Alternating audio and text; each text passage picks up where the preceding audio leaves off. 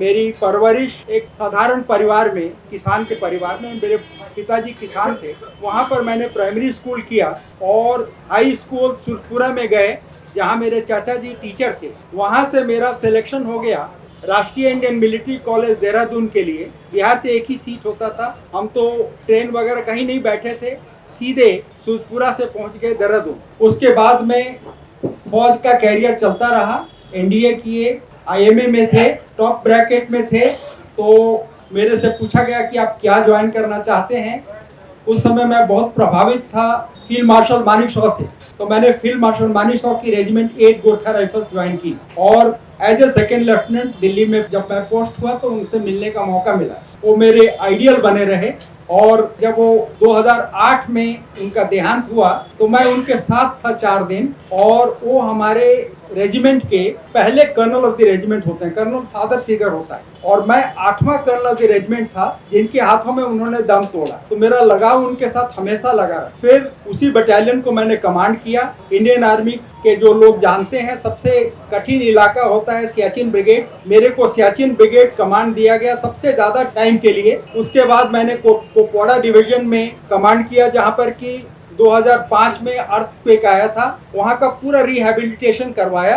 General Sinha जो होते थे उस समय गवर्नर होते थे और मेरे को वहाँ के अति विशिष्ट सेवा मेडल से सम्मानित किया गया। उसके बाद में मैं उसी रैंक में पूना गया सदर्न कमांड में जहाँ पर कि मिलिट्री वर्ल्ड गेम्स किया जा रहा था पहली बार। उसका पूरा संचालन मेरे हाथों में था और बहुत अच्छा प्रेज हुआ। उसके बाद में मैंने लेह का, जो कि हमारे इंडियन आर्मी का सबसे कठिन और सबसे बड़ा कोर है, उसका कमांड दिया गया। उस समय चाइनीज का जो बिल्डअप हो रहा था उसके लिए पूरा आर्मर्ड रेजिमेंट्स और टैंक्स उस समय मेरे को, मैं अपना श्रेय ले सकता हूं कि मैंने उसको इंडक्ट कराया। वहीं पर वो जो बॉर्डर के जो बना हुआ डिफेंसेस और इंफ्रास्ट्रक्चर बन रहे हैं तो उस समय स्टार्ट किया गया, जबकि अब बहुत अच्छे क्वालिटी के हो गए। उसके बाद मैं आर्मी कमांडर बन करके जयपुर में गया। जयपुर में 1 साल काटने के बाद में मेरे को दिल्ली में वाइस चीफ के तौर पर बुला लिया गया। वाइस चीफ के तौर पर जब मैं था तो उस समय उत्तराखंड का जो त्रादसी हुई थी उसका पूरा ऑपरेशनल कंट्रोल मैं ऑप्स रूम से किया। और उसके बाद जब मैं रिटायर किया 2013 के अंत में, एक दिन भी गैप नहीं था मेरे लिए। 4 साल के लिए मेरे को आर्म फोर्सेस ट्रिब्यूनल में एडमिनिस्ट्रेटिव मेंबर के तौर पर वहां पर नियुक्ति किया गया।